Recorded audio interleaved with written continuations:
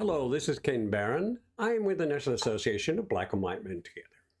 And would you mind subscribing or commenting or liking us on our platforms, Facebook and YouTube particularly? And we would really appreciate that. On with the show. So, today I'm going to be talking about the anti-democratic movement, which seems to be making some progress.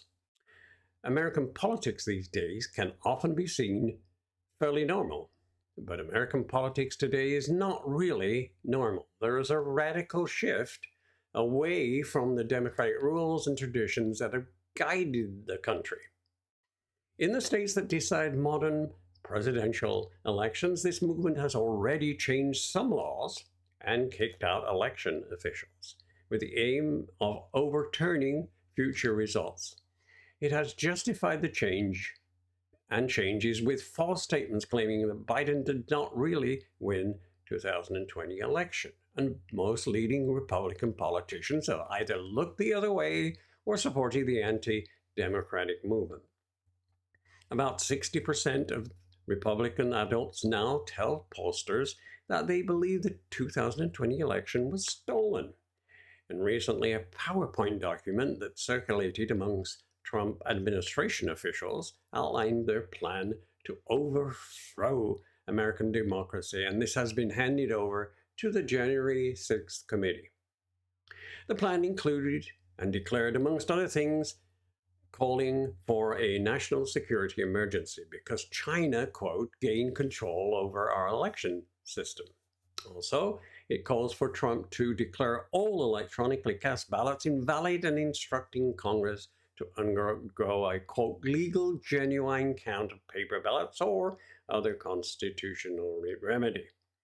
Another slide had 3 recommendations for Vice President Pence that included the seats Republican electors over the objections of Democrats in states where fraud occurred. Pence said he wanted no part of that. Congressional Democrats have tried to pass a new voting rights bill only to be stymied by Republican opposition and the filibuster. But these Democratic efforts have been sprawling and unfocused. They have included proposals on voter ID rules and mail-in ballots, for example, that are almost certainly less important than a federal law to block the overturning of elections.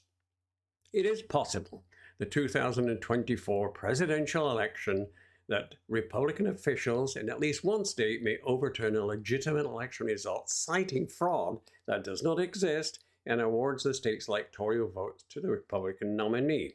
This is the most important issue of our time.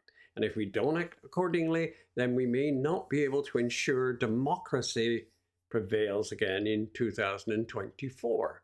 This is a democratic emergency, and that without very strong and systematic pushback from protectors of democracy, we're going to lose elections.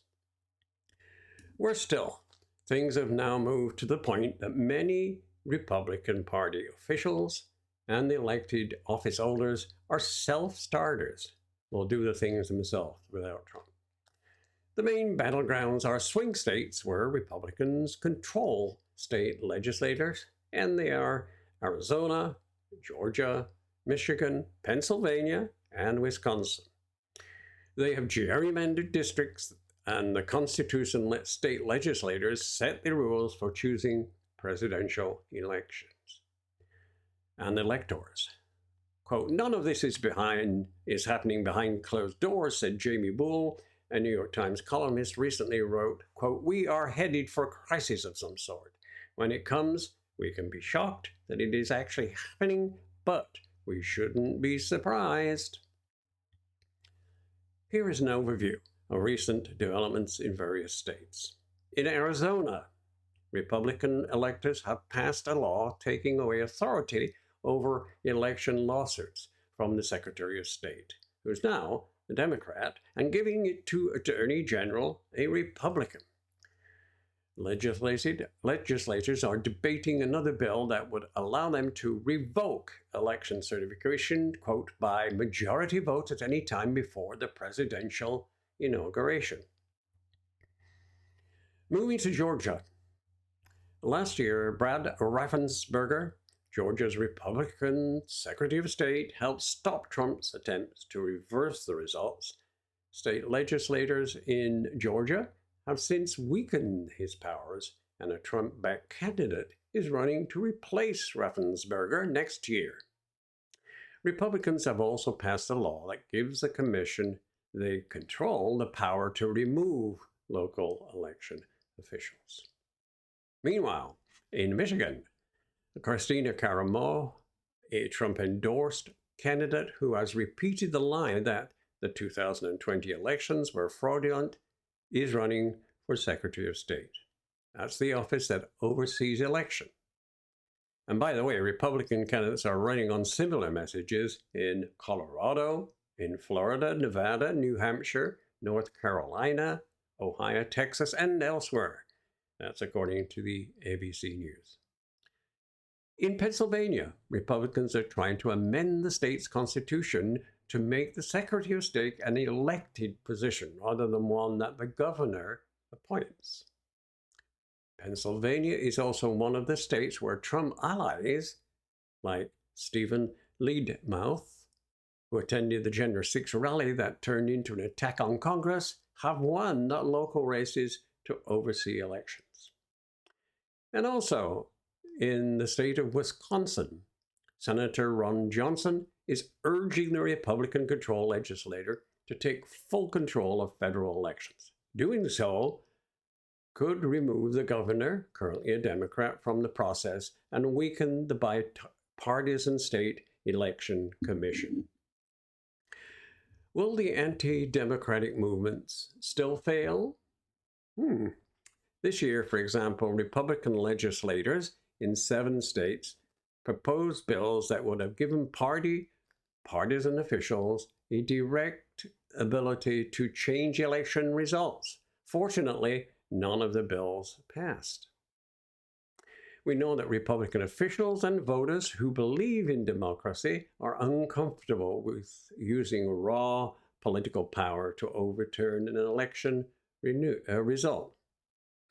And good news, there is a Renew America movement which supports candidates of either party running against Trump-backed Republicans. It is active in congressional races, but does not have enough resources to compete in the state contests that often determine election procedures.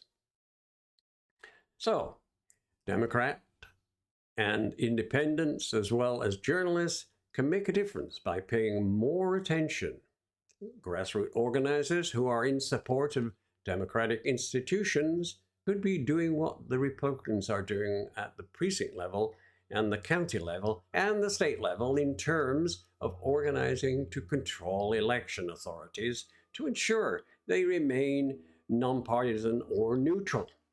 One other way of Democrats can push back against the anti-democratic movement: make a bigger effort to win the working class votes. So here at the NABWMT, we have a political action team that develops programs to educate and campaign for reform, and our mission statement to resist racism and protect the vote. You're welcome to join that team. Just email us at nabwmt.org